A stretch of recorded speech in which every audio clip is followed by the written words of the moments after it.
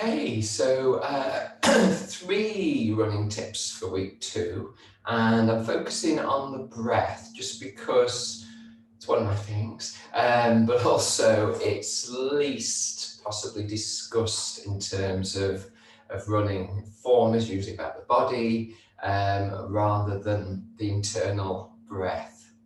So I'm just going to go very briefly through 3 things. So the first thing is finding freedom for the breath and the breathing muscle. So we'll start here before we think about what's actually going on higher up in the body. So the breathing muscles, the diaphragm is around the center of the body. It's kind of like a jellyfish shape. But if we think about it more around the base of the rib cage for now, we take our hands, I've got my fingers at the front of the rib cage and my thumbs at the back. And I'm just going to breathe and take my attention to where my hands are. I'm breathing a little bit more deeply if we can.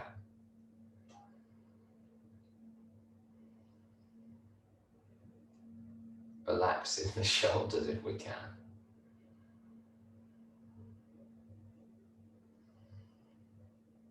So you're looking for movement outwards rather than up and down, into the hands.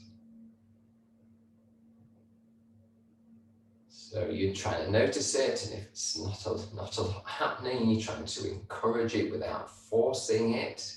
And if there's issues that you think, oh, what can I do to get it a little bit more in my awareness, then you can do resistance work, another thing I quite like doing. And all that means is you press a little bit more in with the hands as you breathe in.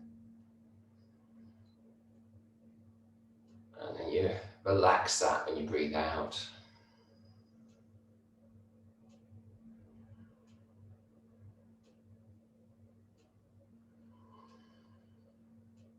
And then you just breathe normally again. So what might happen through 1 or 2 of those sort of resistance movements, that you might just get the diaphragm to work a little bit more effectively. It's had to work a little bit more, a little harder.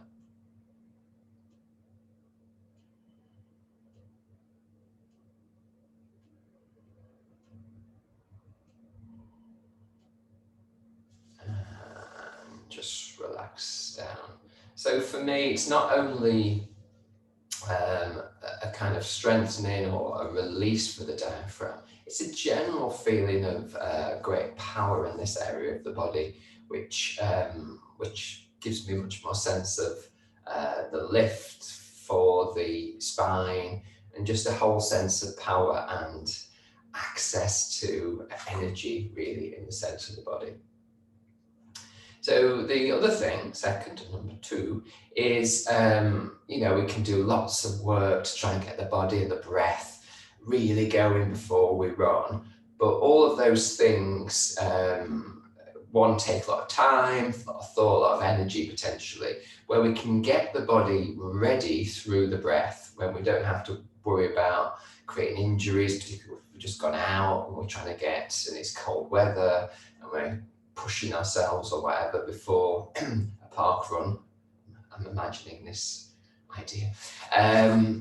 That kind of activity where you want to be reasonably ready to be sort of short and sharper with your run than you might do when you're just going out for an easier run, which we'll talk about afterwards. So what we can do is we can create a little bit more of a gap after our out breath to just really get the cardiovascular system, the nervous system kind of ready for that push, if you like, of energy through. So all I would do, something like, I'd be walking or jogging fairly slowly, and I would take a breath in, I'd take a breath out, and then I would do maybe between 5 and 10 steps, holding the breath or pausing the breath, and then I'd do repeat. I'd be walking while I was doing the in-breath and the out-breath, just to clarify. Or usually walking, but I might run and then carrying on with the pause breath.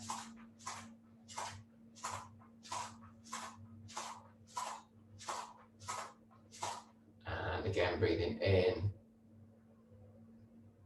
breathing out, and pausing the breath.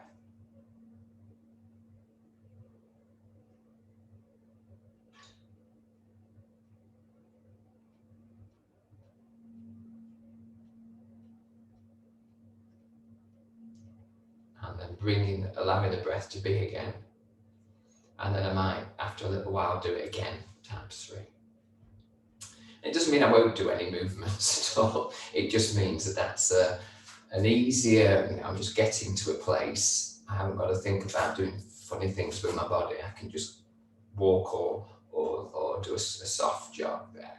Okay. And hopefully you got the idea that this was not, really over breathing. It was calm breathing. And I was breathing through my nose, which brings me on to the third thing, which is about nasal breathing. So just breathing through your nostrils. So just generally, that's just so much more what the whole organism needs, wants, survives by, generates by, heals by, keeps safe with. So why would we not take it into running? Well, we won't take it into running because if we're running really fast, we can't manage to keep the mouth closed. But the reality is, or generally is viewed as a should be, that 80% of our training is easy running, so that we could run and we could talk. Or especially maybe the top athletes do 80% of their running at an easy pace rather than at high intensity level. So when we're doing that easy run, it's a great place to start to at least explore, can we breathe through the nostrils? And I'll look at this again in either future training or future classes, or within some of these shorter talks about how you can help get you to there. I've been doing some chi running, chi coaching courses and things, so I'm getting much more practice and much more theory, a little bit more working with others to help them to get to that stage. So it's literally just closing your mouth when we run. So what happens for most of us when we start is it needs to be done on the flat. It needs to be done intermittently. It may be that you need to run and walk to be able to really get the body feeling safe with the mouth closed, breathing through the nose. Some people get it really quickly and think it's really accessible. Other people just say, I don't get it, I can't do it. It took me a number of times to really, really feel that it's something I can just do rather than have to switch it on and hope for the best and switch it off. You can always do it. It's kind of like interval training, so you can do most of your run breathing through your nose and your mouth, and then you can start to breathe through your nose and just see how you feel. It's one of the things that helps us save energy, and I'm going to be looking at some of those aspects when we move. For those who move with me to the next course, I'll look a little bit more at endurance. Right, thank you for listening, and those are the 3 tips for the breath.